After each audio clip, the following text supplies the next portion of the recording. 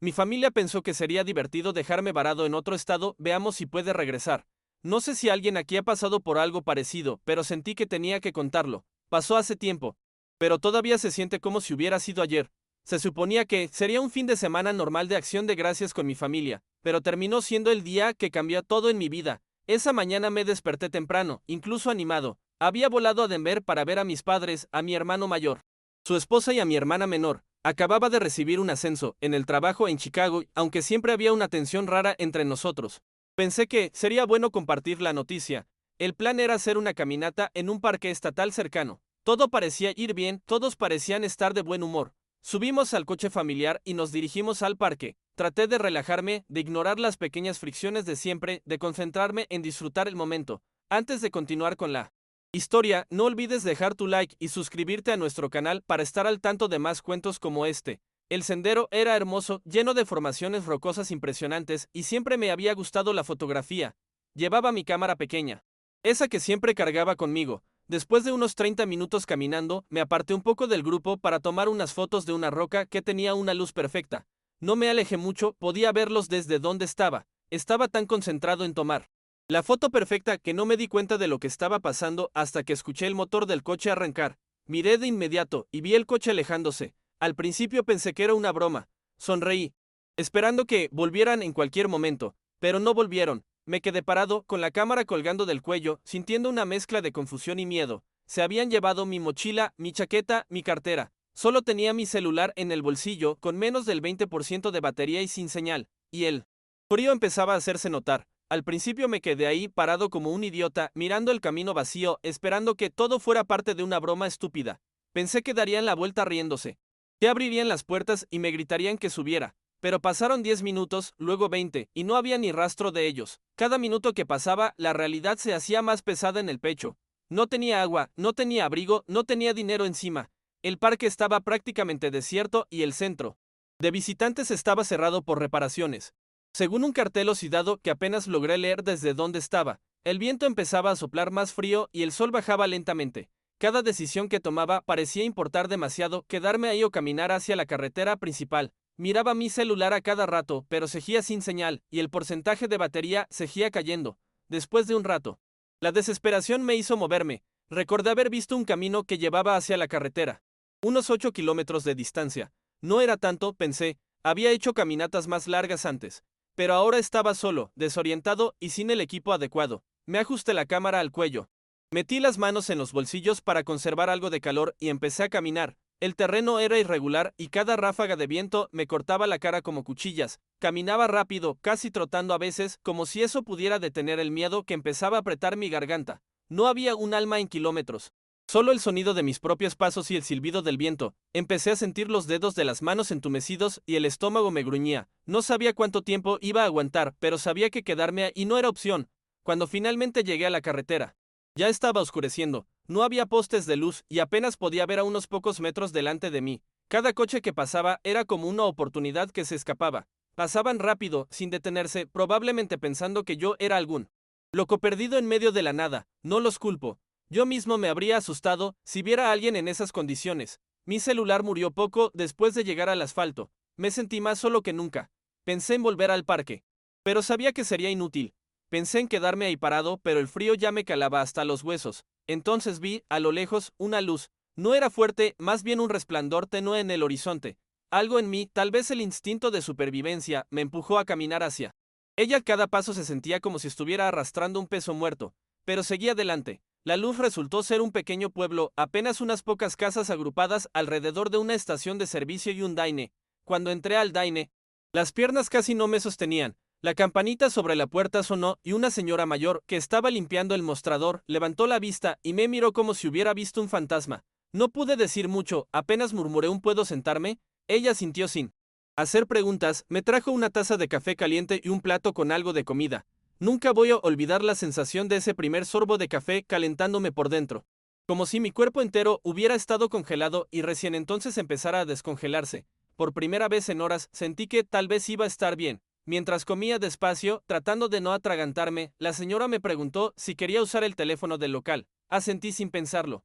Me llevó un teléfono fijo detrás del mostrador. En ese momento me di cuenta, no tenía a quién llamar. Mi familia me había dejado allí. No conocía a nadie en Colorado. Mi mente se quedó en blanco un instante, el auricular pesando en mi mano. Pensé en llamar a algún amigo de Chicago, pero no sabía qué decir. ¿Cómo explicas algo así? ¿Cómo pides ayuda sin sonar como un completo inútil? Dejé el teléfono en su lugar y volví a mi asiento. La señora, sin decir una palabra, dejó una manta vieja sobre mis hombros. Me rompió un poco por dentro que alguien que no me conocía me ofreciera más compasión en 5 minutos que mi familia entera en toda una vida. Después de unos minutos, un hombre grande, de manos ásperas y cara amable, se acercó a mí. Se presentó como Bob, el esposo de la señora. Me preguntó si tenía dónde pasar la noche. Negué con la cabeza, sin fuerzas para hablar. Me ofrecieron quedarme en una habitación libre que tenían detrás del Daine. Dije que, si antes de pensarlo demasiado, esa noche me acosté en una cama dura, con la manta hasta el cuello, y no pude pegar un ojo. Mi mente daba vueltas, repasando todo lo que había pasado, tratando de encontrar una explicación lógica, pero no había lógica en lo que habían hecho. Era una crueldad que no entendía, que no encajaba en ninguna de las peleas o resentimientos que ya habíamos tenido. Entendí, en esa cama fría, que no podía volver, que si alguna vez quería tener algo parecido a una vida, tendría que empezar de cero, lejos de ellos. Al amanecer, Bob me llevó en su camioneta hasta la estación de autobuses más cercana. No hablábamos mucho en el camino, pero su presencia tranquila me daba una especie de paz que no había sentido en mucho tiempo. Me prestó algo de dinero para comprar un boleto. No sabía dónde ir exactamente, pero recordé a un viejo amigo de la universidad que vivía en Seattle. No éramos muy cercanos, hacía años que no hablábamos, pero en ese momento era la única conexión que tenía fuera de mi familia. Conseguí un boleto barato para un autobús que salía esa misma tarde. El viaje sería largo y agotador, pero por dentro sentía algo que no había sentido en mucho tiempo: esperanza. No era la forma en que había imaginado rehacer mi vida, pero tal vez era la oportunidad que no me había atrevido a buscar por miedo a quedarme solo. Mientras esperaba en la terminal, aproveché para cargar mi celular en una de esas estaciones públicas. Cuando encendió, las notificaciones comenzaron a explotar en la pantalla. Llamadas perdidas. Mensajes de texto. ¿Dónde estás? Deja de hacer drama, cuando quieras pedir disculpas, avísanos. Leí cada mensaje con una mezcla de rabia y tristeza. No había ni un solo lo siento, ni un solo estás bien, todo era sobre ellos. Su preocupación por quedar mal, su molestia porque no seguía el guión que habían escrito para mí. Guardé el celular en el bolsillo sin responder a ninguno. Mientras subía al autobús, sentí que cerraba un capítulo de mi vida. No tenía idea de qué iba a pasar en Seattle, no sabía si encontraría trabajo, casa o apoyo. Pero sabía una cosa: prefería enfrentar cualquier dificultad solo que seguir encadenado a gente que me veía como un estorbo. El viaje en autobús fue largo, incómodo y silencioso. Durante horas me quedé mirando por la ventana, viendo cambiar el paisaje, como si cada kilómetro que quedaba atrás fuera arrancando un pedazo del peso que llevaba encima. No dormí casi nada, no paraba de pensar en qué haría cuando llegara. No tenía un plan claro, solo un número guardado en la cabeza y una mochila prestada con lo mínimo. Cuando finalmente llegamos a Seattle, el frío era diferente, húmedo, cortante. Llamé a mi amigo desde una cabina telefónica, cruzando los dedos para que todavía tuviera el mismo número. Para mi sorpresa, contestó. Se notaba que estaba sorprendido de escucharme después de tanto tiempo, pero no preguntó demasiado. Solo dijo que podía quedarme en su sofá unos días hasta que me organizara. Esa simple muestra de solidaridad fue como una cuerda salvavidas que me impidió hundirme en ese momento. Esos primeros días en Seattle fueron duros. No tenía nada asegurado, ni casa, ni trabajo estable, ni planes. Todo lo que había construido en Chicago había quedado atrás, como si perteneciera a otra vida, pero también había una libertad extraña en eso. Nadie esperaba nada de mí, nadie me juzgaba, ni me arrastraba de vuelta a un lugar donde me hacían sentir que nunca era suficiente. Conseguí un trabajo temporal en una cafetería. Mientras buscaba algo en mi área, que era tecnología, cada pequeño logro: abrir una cuenta bancaria nueva, alquilar un cuarto barato, aprender a moverme por la ciudad, se sentía como una victoria. Había días en que me preguntaba si había hecho bien. Había noches en que el miedo y la soledad me paralizaban. Pero incluso en esos momentos más oscuros, algo dentro de mí sabía que no debía volver atrás. Una tarde, mientras trabajaba en la cafetería, conocí a alguien que terminaría marcando un antes y un después en mi vida. Rachel era clienta habitual, siempre con su portátil y una montaña de papeles. Un día, cuando accidentalmente derramé café en su mesa, pensé que me iba a gritar. Pero en lugar de eso, soltó una carcajada tan genuina que me desarmó. Empezamos a hablar, primero de forma casual, luego con más confianza. No tenía idea de lo que era construir una relación sana hasta que conocí a Rachel. Con ella no necesitaba demostrar nada, no había juicios ni exigencias silenciosas. Cada conversación, cada salida, cada mensaje me enseñaba que merecía algo mejor que el amor condicionado que había recibido toda mi vida. Con el tiempo, nuestra amistad se transformó en algo más fuerte, más profundo, y por primera vez, empecé a creer que podía formar una vida real, una familia verdadera. Mientras tanto, nunca respondía a los mensajes de mi familia. Los veía llegar a mi viejo celular, que mantenía guardado en un cajón como un recordatorio de lo que había dejado atrás. Al principio eran insultos, luego reclamos, más tarde súplicas. Pero yo ya no era esa persona desesperada por su aprobación. A medida que pasaban los años, me di cuenta de que no necesitaba su perdón, ni su reconocimiento, ni su aceptación. Estaba construyendo algo que ellos nunca entenderían, una vida basada en el respeto, la dignidad y el amor propio. Conseguí un mejor trabajo en una empresa de desarrollo web, alquilé mi propio departamento y Rachel y yo nos mudamos juntos. Había días en los que todavía me invadía la tristeza, especialmente en fechas especiales, pero cada vez era menos frecuente. Estaba sanando, lento pero seguro. Y eso era algo que nunca imaginé posible cuando me dejaron solo en ese parque. Pasaron los años y todo parecía haberse acomodado. Conseguí estabilizarme en mi carrera. Rachel y yo nos casamos en una pequeña ceremonia frente al mar, rodeados solo de amigos de verdad. Cuando nació nuestro primer hijo, Thomas, sentí una mezcla brutal de felicidad y miedo. Durante noches enteras me preguntaba si sabría ser un buen padre, si era capaz de dar a alguien el tipo de amor incondicional que yo nunca había recibido de niño. Recuerdo estar sentado en el suelo de la sala una madrugada, con Thomas dormido en mis brazos, pensando que, de alguna manera, a pesar de todo, estaba logrando romper el ciclo. Rachel siempre decía que no importaba de dónde venía, sino lo que elegía construir a partir de eso, y poco a poco me convencí de que era verdad. Mi familia ahora era una familia que yo mismo estaba formando desde cero. Durante todo este tiempo, mi viejo celular seguía guardado en una caja fuerte. De vez en cuando, en momentos de debilidad, lo encendía solo para ver si todavía había mensajes, y lo sabía, especialmente de mi madre y de mi hermana Lily. Cumpleaños, navidades, años nuevos, mensajes larguísimos llenos de culpa, nostalgia, súplicas. Nunca de Mark, el que había gritado desde la ventanilla del coche cuando me abandonaron. Cada vez que veía esas notificaciones, me quedaba un rato mirando la pantalla, luchando con ese impulso estúpido de responder, pero no lo hacía, porque sabía que no era solo cuestión de palabras, no era tan simple como un perdón, había heridas que no se cerraban con un mensaje de texto, y aunque a veces el corazón me dolía, también sentía que proteger lo que había construido era más importante que cualquier necesidad de cerrar viejas heridas. Todo parecía estar en calma, hasta que el destino decidió jugar. Suciodema, nuestra hija menor, clasificó para un campeonato nacional de natación en Denver, Colorado. Solo ver ese nombre en el itinerario me dejó congelado por unos segundos. Rachel lo notó de inmediato. Me preguntó si prefería que otro entrenador acompañara a Emma, pero dije que no. Parte de mí pensaba que era imposible cruzarme con ellos después de tantos años. Denver es enorme, me repetía comúnmente, pero en el fondo algo se removía. No era miedo, era algo más complejo. Una mezcla de ansiedad, curiosidad y una vieja tristeza que creía enterrada. Llegamos unos días antes del torneo para que Emma pudiera aclimatarse. Me mantenía ocupado acompañándola a los entrenamientos, ayudándola con el material. Pero no podía evitar que mi cabeza diera vueltas cada vez que miraba a mi alrededor. El segundo día, mientras Thomas y yo paseábamos por un centro comercial buscando un regalo para Rachel, pasó lo que nunca pensé que pasaría.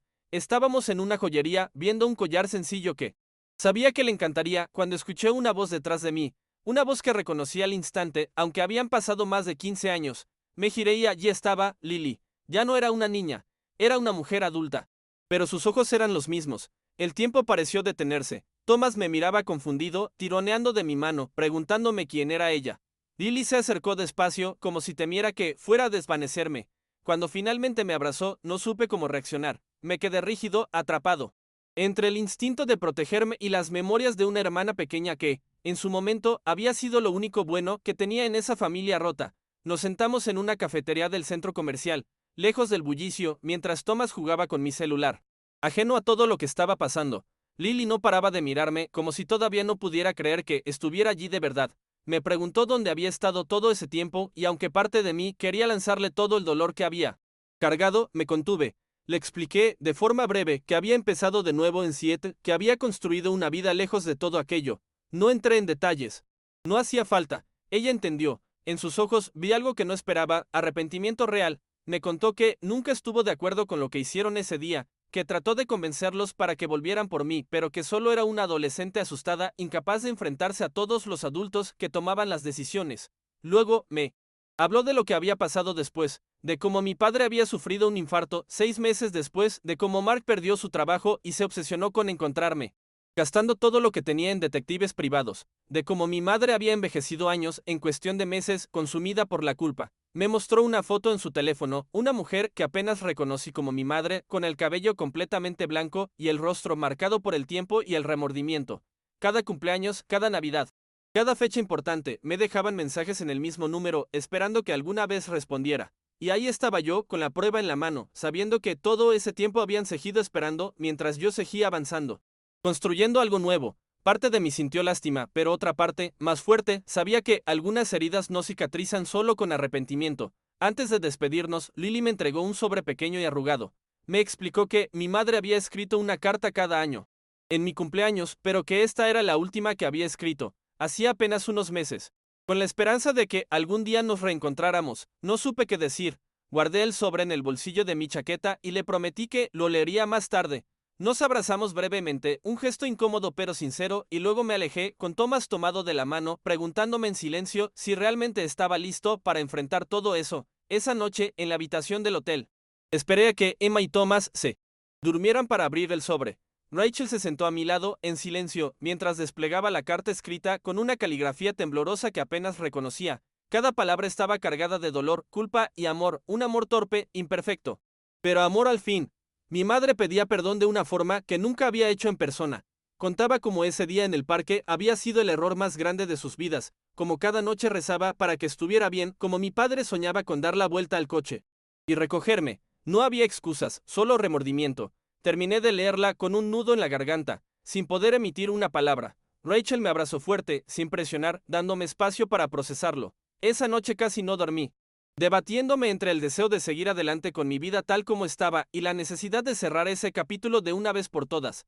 No sabía si era posible perdonar, pero sí sabía que no quería cargar ese peso para siempre.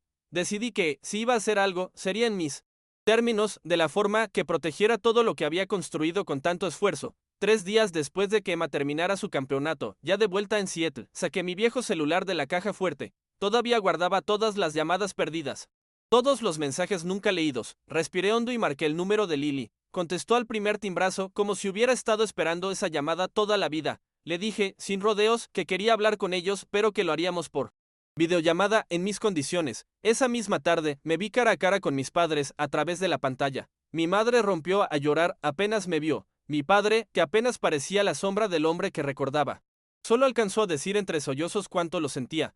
No hablamos del abandono. No hacía falta. Solo les presenté a Rachel, a Thomas, a Emma. Vi sus rostros llenarse de lágrimas al conocer a sus nietos, esos niños que nunca habían imaginado poder ver. Cortamos la llamada después de casi 2 horas, agotados emocionalmente pero extrañamente en paz. No hice promesas. No dije que los visitaría pronto. Solo dejé claro que ahora mi vida era otra y que no permitiría que nadie la pusiera en riesgo. Esa noche, después de guardar el celular viejo en su caja una vez más, entendí que el perdón no siempre es un acto grandioso o un final de película. A veces, el perdón es simplemente seguir adelante sin odio, sin cargar esa mochila pesada todos los días. No sé qué pasará en el futuro. Tal vez un día vuelva a verlos cara a cara, tal vez no. Pero lo que sí sé es que ese día en el parque, cuando me dejaron solo como una broma, terminó siendo el primer paso para construir la vida que siempre merecí. Aunque no lo supiera en ese momento. Si llegaste al final de esta hermosa historia, comenta qué te pareció para que sepa que viste el video completo y no olvides suscribirte y dejar tu like. Nos vemos en el próximo cuento.